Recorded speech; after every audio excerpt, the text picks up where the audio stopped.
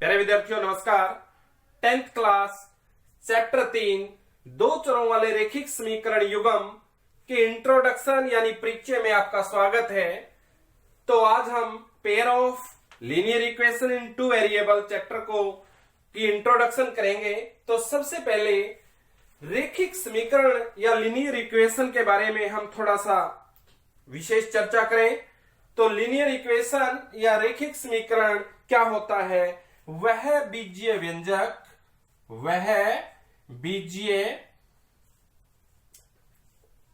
व्यंजक जिसकी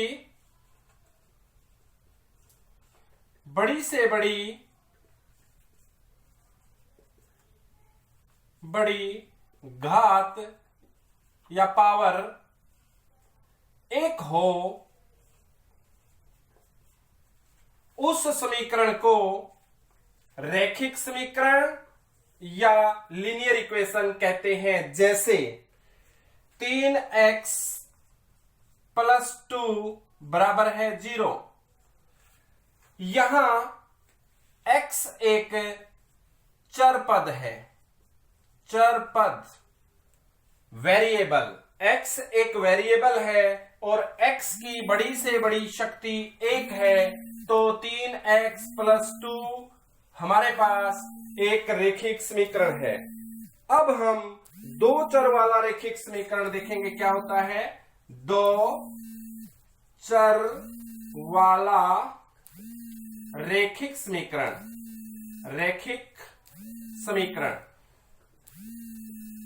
यानी linear equation of two variable. तो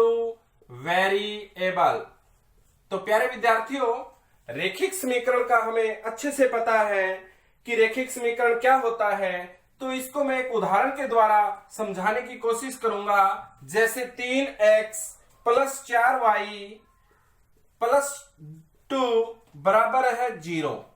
तो हम देखते हैं कि इसके अंदर x की शक्ति भी 1 है और y की शक्ति भी 1 है, यानी बड़ी से बड़ी शक्ति इस समीकरण के अंदर 1 है। और यहां x और y दो चर पद हैं यानी वेरिएबल हैं। तो ऐसा समीकरण या ऐसा बीजीय व्यंजक या ऐसा अलजेब्रिक एक्सप्रेशन जिसके अंदर दो चर पद हों और उनकी बड़ी से बड़ी शक्ति 1 हो, तो उसे हम दो चर वाला रैखिक समीकरण कहेंगे। यदि हम इसे जनरल फॉर्म में लिखना चाहें तो जनरल फॉर्म क्या होगी इसकी? जनरल फॉर्म होगी इसकी ax + by + c बराबर है 0। तो यहां जो x है वो चर पद है, तो y है वो भी चर पद है। लेकिन यहां a, b और c वास्तविक संख्याएं हैं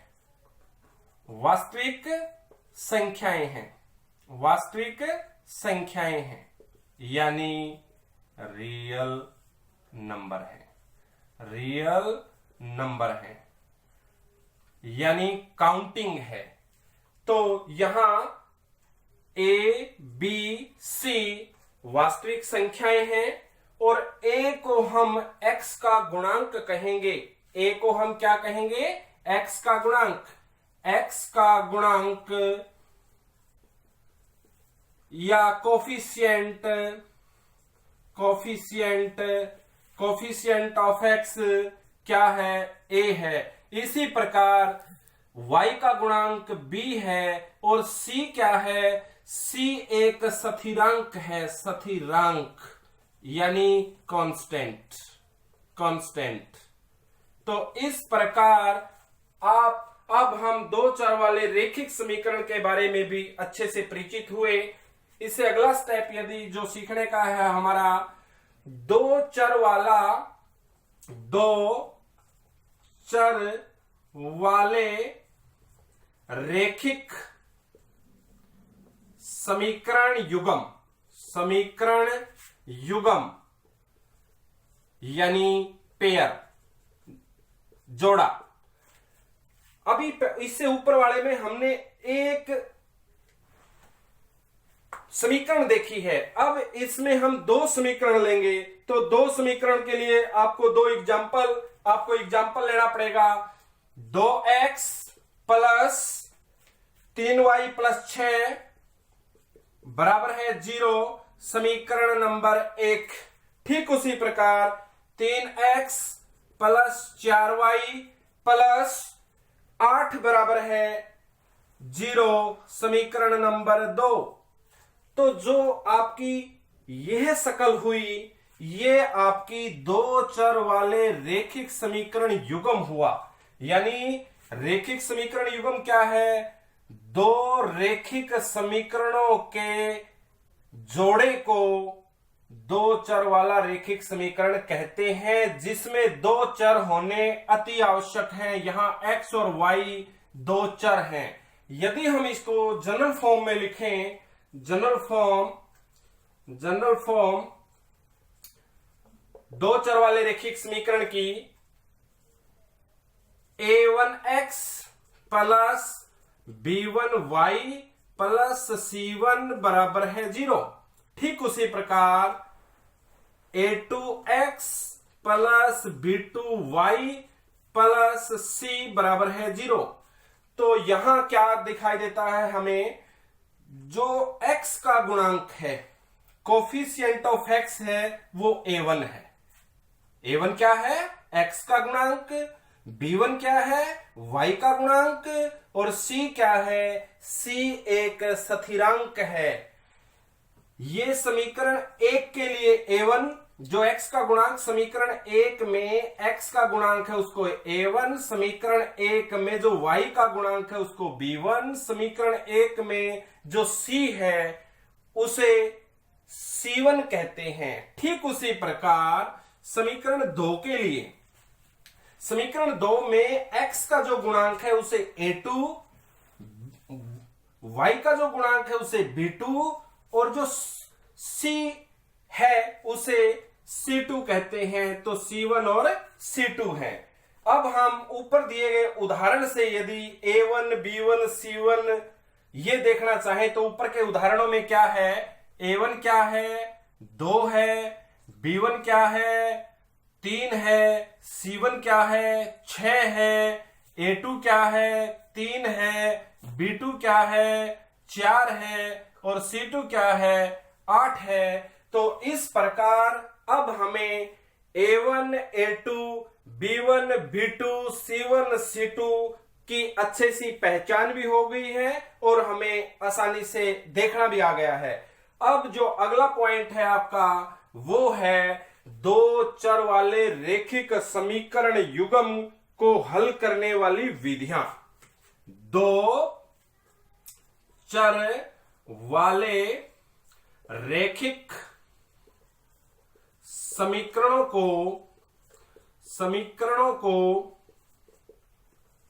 हल करने वाली विधियां यानी मेथड, मेथड। तो जो दो चर वाले pair of linear equation in two variable, the methods of solution of pair of linear equation in two variable. तो क्या है? हमारे पास दो विधियां हैं। नंबर 1 विधि है ग्राफीय विधि, जिसे इंग्लिश में ग्राफिकल मेथड भी कहते हैं। Graphical method. और दूसरा है हमारा बीजगणितीय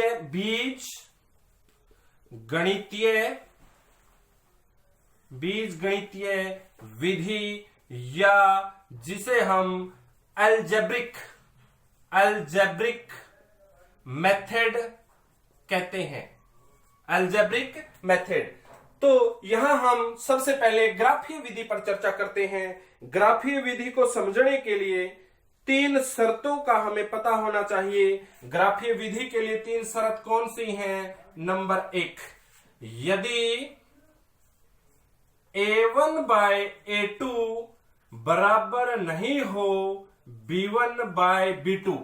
ये हमें उदाहरणों के द्वारा स्पष्ट करना पड़ेगा। कोई भी उदाहरण, जैसे आपका यही एग्जांपल ले लेते हैं। यहां A1 कितना है? 2 है।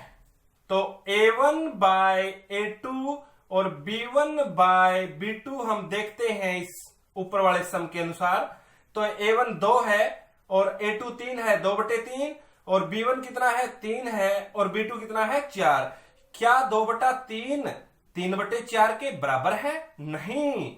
तो इस प्रकार की समीकरण में यह शर्त होती है, और इस शर्त के लिए हम कहेंगे ग्राफ कैसा बनेगा? ग्राफ काटने वाला बनेगा।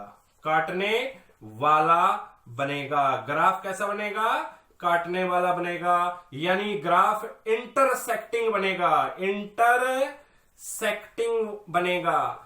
2 रेखाएं आएंगी, आपस में इस तरह काटेंगी, तो इंटरसेक्टिंग ग्राफ बनेगा। दूसरा, हल या सॉल्यूशन कितने होंगे यदि यह कंडीशन आती है तो हल ऐसी स्थिति में 1 होगा और वह अद्वितीय हल कहलाएगा। अद्वितीय हल कहलाएगा।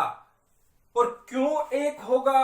यहां हम एक चीज देखने वाली बात है, जितनी भी ग्राफ के अंदर रेखाएं जितनी बार आपस में टच करती हैं उतने ही उनके हल होते हैं, और इस कंडीशन के अंदर सिर्फ एक बार आपस में टच करती हैं तो एक ही हल उसके अंदर होगा। तो A1 बाय A2 बराबर नहीं हो B1 बाय B2, तो हमने बताया है ग्राफ काटने वाला बनेगा और हल सिर्फ 1 होगा, और वह एक अद्वितीय हल कहलाएगा या यूनिक सॉल्यूशन कहलाएगा। यूनिक सॉल्यूशन कहलाएगा। दूसरी बात, जितनी बार भी कोई आपस में रेखा काटती है उतने ही उसके सॉल्यूशन होते हैं, और इस कंडीशन में सिर्फ एक बार काटती है, इसलिए एक ही सॉल्यूशन होगा। दूसरा, समीकरण कैसी होगी? समीकरण, इस कंडीशन वाली समीकरण संगत समीकरण कहलाएगी। संगत समीकरण होगी, या हमें इस संगत समीकरण को कंसिस्टेंट इक्वेशन, कंसिस्टेंट इक्वेशन कहलाएगी। सेकंड, जो दूसरी शर्त है वो है आपकी, यदि A1 बाय A2 बराबर हो B1 बाय B2 और बराबर हो C1 बाय C2। जैसे कोई भी हम एग्जांपल ले लेते हैं, 2x plus 3y, 2x plus 3y plus 4 बराबर है 0। उसके बाद 4x प्लस 6y प्लस 8 बराबर है 0। तो यहां हम देखते हैं A1 कितना है? 2, A2 कितना है? 4, B1 कितना है? 3, B2 कितना है? 6, C1 कितना है? 4, C2 कितना है? 8। तो हम देखेंगे 2 एकम 2, 2 दूनी 4, 3 एकम 3, 3 दूनी 6, 4 एकम 4, 4 दूनी 8, यानी 1/2 यानी 1/2 बराबर है 1/2 बराबर है 1/2, 1/2 बराबर है 1/2 बराबर है 1/2। यानी यदि यह शर्त आ जाए, यह कंडीशन किसी सवाल में आ जाए, तो तब ग्राफ कैसा बनेगा? तो तब ग्राफ आपका समपाती बनेगा। तो ग्राफ कैसा बनेगा? समपाती, समपाती, समपाती बनेगा। ग्राफ समपाती बनेगा। समपाती का मतलब है ओवरलैप करने वाला ग्राफ। जैसे एक रेखा ये आएगी तो दूसरी रेखा भी इसी प्रकार इसी के ऊपर से आएगी, तो इसे हम कहते हैं समपाती या कोइंसिडेंट। कैसा ग्राफ बनेगा? कोइंसिडेंट ग्राफ बनेगा। कोइंसिडेंट ग्राफ बनेगा। तो सेकंड, हल कितने होंगे? हल इस कंडीशन के अंदर हल हमने पहले भी बताया था, जितनी बार कोई लाइन टच करती है तो उतने ही उसके हल होते हैं। और यहां तो हर बिंदु पर लाइन आपस में टच करेगी, क्योंकि एक लाइन दूसरी लाइन के ऊपर ओवरलैप करेगी, ऊपर से चलेगी, तो हर जगह टच करेगी, तो हल अनेक होंगे। यदि समीकरण में a1 बाय a2 बराबर है b1 बाय b2 बराबर है c1 बाय c2 वाली कंडीशन आती है, तो उसके अनेक हल होंगे। और समीकरण कैसी होगी? समीकरण भी संगत समीकरण बनेगी, संगत समीकरण कहलाएगी, यानी कॉन्सिस्टेंट इक्वेशन होगी।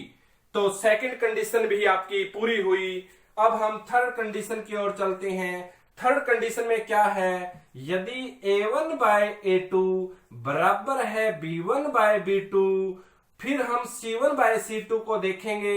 यदि c1 बाय c2 बराबर नहीं आती तो हम कहेंगे कि ग्राफ समानांतर बनेगा, कोई हल नहीं होगा और समीकरण असंगत कहलाएगी। ऐसा क्यों?